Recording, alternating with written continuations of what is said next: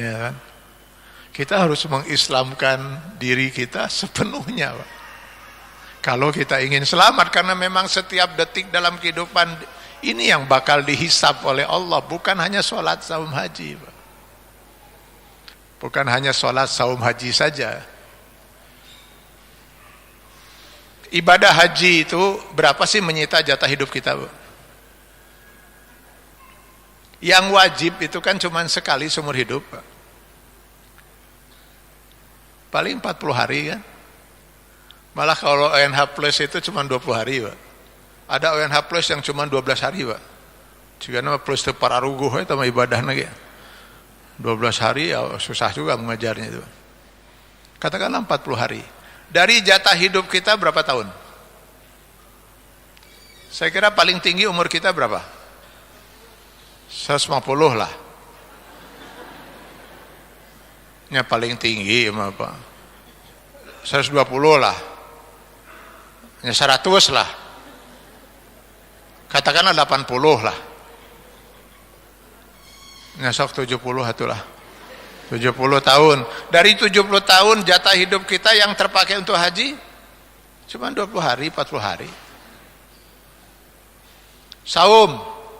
Dari jatah hidup kita setahun itu 12 bulan, cuma 1 bulan yang wajib itu, Pak. Itu pun bukan 24 jam, terbit tenggelam matahari kalau di Indonesia kurang lebih 14 jam, Pak. Itu pun kalau mampu. Tadi haji juga kalau mampu, Pak. Kalau tidak mampu haji, ya sudah, nggak apa-apa.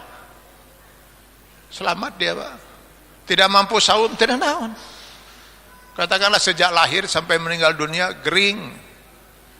Kau prek puasa, gering deh, enggak itu kudu puasa. Tinggal dia bayar fidyah saja. Poro-poro bayar fidyah di mana? Damai hati miskin seumur hidup. Geus teu kudu saum, teu kudu fidyah, Pak. Malah terima fidyah dari orang lain, silakan ya. Zakat setahun berapa persen dari harta kita? 2,5, Pak. Dari kelebihan harta kita 2,5%. Zakat fitrah per tahun hanya 2,5 kilo, Pak. Beras, Bu, bukan emas, beas. Ya, zakat fitrah. Paling yang banyak menyita jatah hidup kita dalam rukun Islam apa? Cuman sholat. Bayangkan saja, sholat yang wajib itu sehari semalam kan 5 kali. Nya hari 5 kali nama. Tapi sekali sholat itu berapa menit? Berapa? 10 lah ya. Ya 5 bisa. 3 bisa ya. Ini tergantung kecepatan masing-masing lah. Yang kalau pakai head speed ada yang cuma 2 menit itu. Yang Allahu Akbar sembilan amin. Kalau yang ahad Allahu Akbar sembilan Allahu Akbar amin. Nas Allahu Akbar sembilan tetet Assalamualaikum jeleng. Nah, itu mah 1 menit setengah kan itu. Jadi begitu selesai sholat, kadang-kadang mukena pun nggak sempat dibuka. Sarung teu kaburu dilaan. Terus dieu ke di harapan TV neruskeun sinetron. Ngan tasbih we nu dibawa-bawa teh muter tasbih mah di harapan sinetron di harapan TV teh. Ting naon nu dibacana mah. Da panonna mah terus kana sinetron kan kadang-kadang senyum sorangan, seri sorangan. Ditanya ku nu di imah, nah bisa senyum bisa seri pan sinetron keur sedih anu teh caritana. Lain tadi ingat salat Isya cenah. Nah kunaon gitu? Ting 3 rakaat, ting 4 rakaat tadi itu. Katakanlah 10 menit, 10 kali 5, 50. Tambah sholat sunnah, rawatib, tambah tahajud, paling 2 jam. Lalu 22 jam lagi. Kita kan nggak sholat, Pak. 22 jam itu mungkin bakti kita sebagai suami, sebagai istri, sebagai orang tua, sebagai anak, sebagai karyawan, sebagai notaris, sebagai ini, sebagai itu, dan sebagainya. Disitulah porsi ibadah terbesar itu. Bayangkan kalau kita nanti ditimbang oleh Allah ibadah itu cuman yang 2 jam itu mau ditimbang dibandingkan dengan 22 jam yang penuh dengan dosa, maksiat dan sebagainya itu tadi. Bagaimana kita mau selamat, Pak?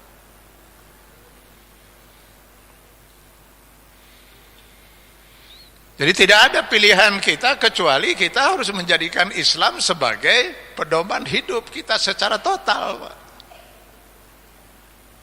Dari A sampai Z kehidupan kita. Itulah sebabnya Allah menurunkan Al-Quran dengan 6.666 ayat, ditambah ada kurang lebih 5.000 hadis. Karena Islam, Allah ingin mengatur seluruh kehidupan kita, bukan hanya sholat, zakat, puasa, haji. Kalau hanya sekedar zakat, puasa, haji, sholat, saya kira cukup oleh berapa puluh ayat saja, Pak. Maka masuknya kita ke dalam WC harus Islami. Sehingga ada aturan masuk WC itu kan. Kaki mana duluan? Kiri. Apa yang dibaca?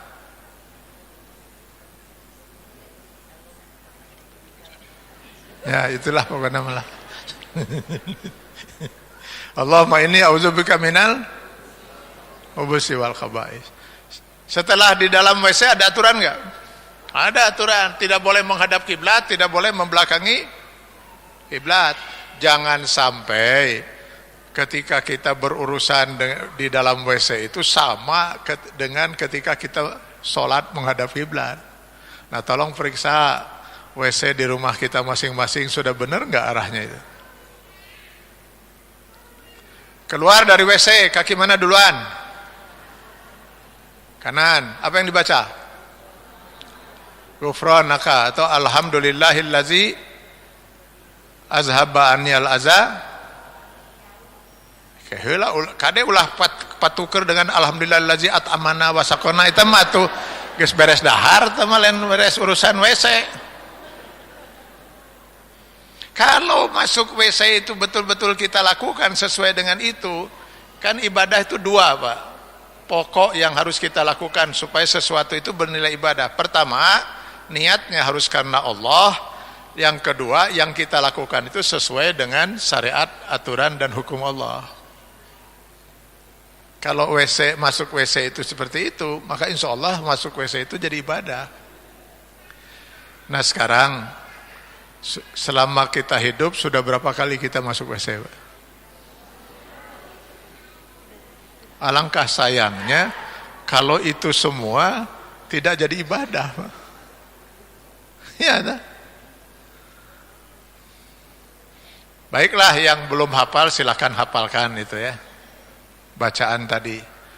Saya ingin bertanya kepada yang hafal, dibaca setiap masuk WC? Ya? Alhamdulillah hari dibaca. Makan ibadah atau enggak, Bu? Makan ibadah atau tidak? Centang tuh. Centang tuh. Dia akan jadi ibadah kalau tadi niatnya karena Allah, dilakukan sesuai dengan aturan dan hukum Allah. Apa aturan dalam makan? Salah satunya makan itu harus dengan tangan kanan. Kata Rasul, hanya setan yang makan dengan tangan kirinya. Piraku orang kudu sarua jeung setan. Nyata? Ini masih banyak kita yang tidak memperhatikan masalah ini. Lalu kita makan dengan membaca Bismillah. Kalau kita sudah makan dengan tangan kanan lalu membaca dengan Bismillah, jadi makan itu ibadah enggak? Centang tuh. Centang tuh. Ayeuna rek maca Bismillah 1000 kali ge ari nu daharna daging babi. Nyangger we boro-boro ibadah malah berdosa, Pak. Haram daging babi itu. Daging babi ti mana? Saya mah nu di dahar teh daging hayam. Nya, daging hayam halal, tapi lamun hayam nu tetangga. Kebetulan ayam tetangga mampir ke rumah gitu kan. Asup pas karena pengan peso nyamperkeun mana teh terus kapencit. Nya haram atuh. Hayam tetangga ti mana? Dek meduna ge menang meuli ti pasar. Betul, dapat beli dari pasar. Tapi uang untuk membeli ayam itu dari mana? Kan hasil korupsi, ya tetap saja haram itu. Nah, kalau zatnya sudah halal, cara memperolehnya halal, lalu kita ikuti aturan itu. Nanti kalau kita lihat hadis itu, wah subhanallah lengkapnya, Pak. Rasul mengajarkan pada kita untuk tidak ngacak kalau makan bersama-sama itu, Pak. Ayo ngambil sono, ngambil sini sampai orang lain terganggu. Makanlah yang ada di depanmu dan jangan pernah menghina makanan yang ada itu, hidangan dari Allah. Ini tengenah. Nah, jangan. Nikmati sajalah yang Allah hidangkan pada kita kan itu.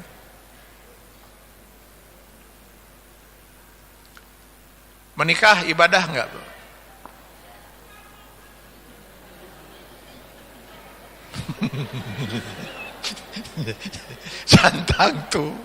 Santang tuh kalau menikah dengan pasangan yang haram dinikahi kan jadi dosa malah.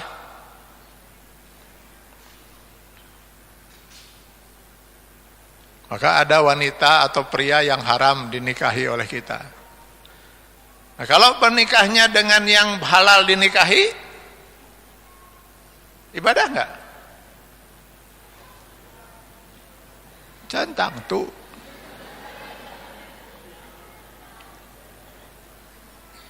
Ya harus berjalan pernikahan itu sesuai dengan aturan dan hukum Allah. Masing-masing suami, istri, orang tua dan anak itu benar-benar melaksanakan kewajiban dan memenuhi hak masing-masing sesuai dengan yang diatur oleh Allah Subhanahu wa taala.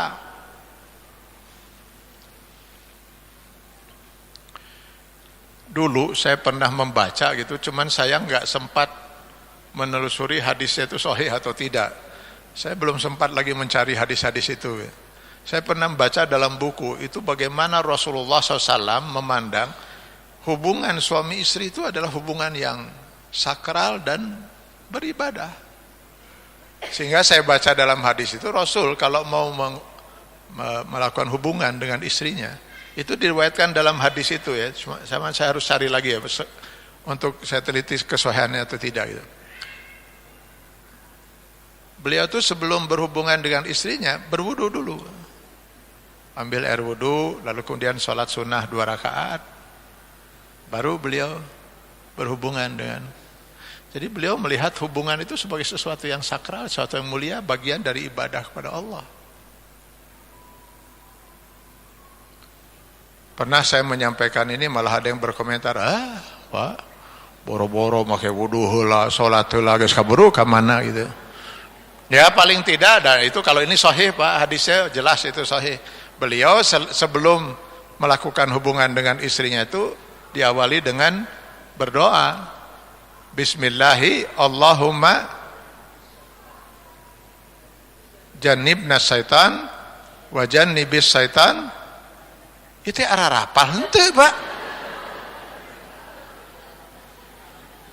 Geus puluhan tahun doa kita apal-apal acan mah teuing-teuingan.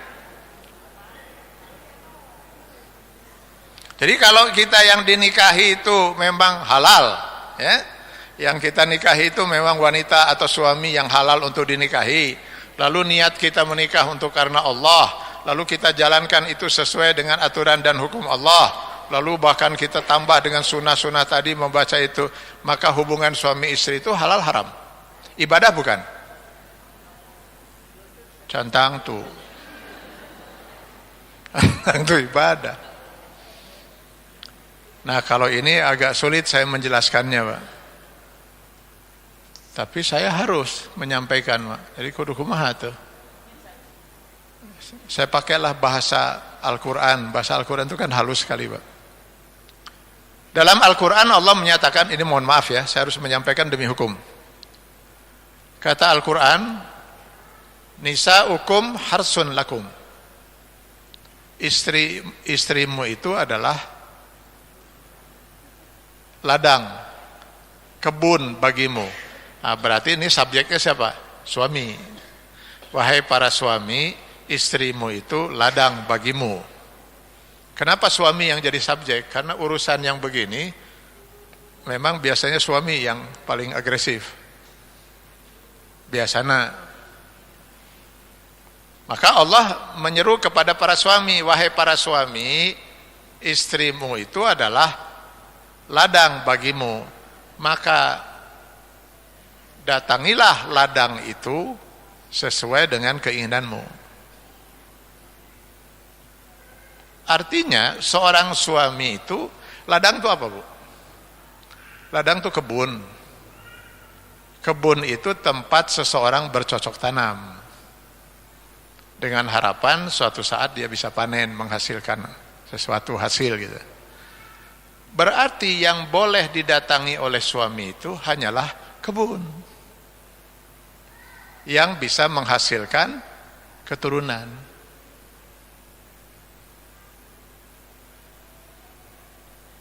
Haram mendatangi tetangganya kebun. Ini saya terus terang wae ngadeg-deg gitu Pak menyampaikannya, Bu. Tapi demi hukum lah ini saya sampaikan itu. Loh, ini kan istri saya, betul. Kalau kamu mau mengikuti aturan Allah sehingga hubungan itu betul-betul halal dan bernilai ibadah, ikuti aturan Allah. Haram itu. Imam As-Syafi'i rahimahumullah, salah satu dari 4 tokoh mazhab, pernah diduga salah pendapatnya oleh 1-2 orang dari muridnya. Hanya 1-2 orang yang menduga salah itu. Tapi begitu beliau mendengar, wah beliau langsung kumpulkan semua muridnya itu. 1-2 orang di antara muridnya itu mengira bahwa beliau berpendapat boleh mendatangi si tetangga kebun itu. Beliau langsung meluruskan, ini harus saya luruskan. Yang saya katakan itu persis seperti yang dimaksud oleh Al-Quran. Datangilah kebunmu dari arah yang kamu inginkan. Itu maksud saya. Silakan mau dari arah tetangganya kebun, mau dari arah mana, silakan asal tetap masuknya ke kebun. Setelah sakitulah pokoknya. Alhamdulillah sudah tersampaikan, Pak. Jadi ibadah itu harus niatnya karena Allah, dan kita lakukan harus mengikuti aturan Allah. Sehingga seluruh gerak-gerik kita itu harus kita tanyakan, harus kita cari. Menurut Islam saya harus bagaimana? Makan saya harus bagaimana? Tidur saya harus bagaimana? Bangunnya saya harus bagaimana? Kerjanya saya harus bagaimana? Mencari nafkah itu harus bagaimana? Mencari nafkah itu ibadah. Ibadah. Dinarun anfaqtahu fi sabilillah, wa dinarun anfaqtahu fi raqabatin, wa dinarun tasaddaqta ala miskin, wa dinarun anfaqtahu ala ahlik. 1 dinar mata uang Arab yang kamu sedekahkan untuk di jalan Allah. 1 dinar yang kamu pergunakan untuk memerdekakan budak hamba saya. 1 dinar yang kamu sedekahkan pada fakir miskin. 1 dinar yang kamu nafkahkan untuk keluargamu. Azamuha ajran indallah, yang paling besar pahalanya di sisi Allah 1 dinar yang kamu nafkahkan untuk keluargamu. Mencari nafkah itu ibadah, cuman tentu ikuti aturannya. Mana yang halal, mana yang haram. Riba haram, ini tidak boleh menipu, tidak boleh begini, tidak boleh begitu. Harus seperti itu.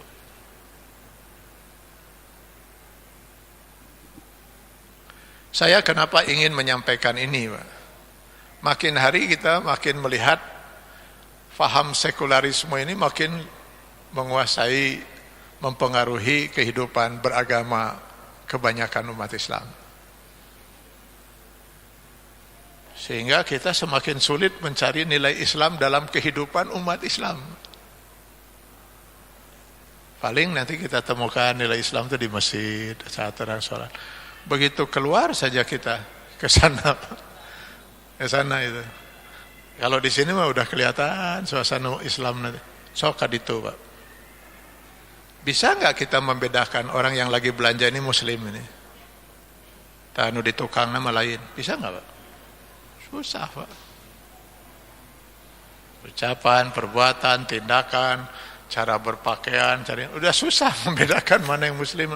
Kita sudah meninggalkan ajaran Islam dalam kehidupan.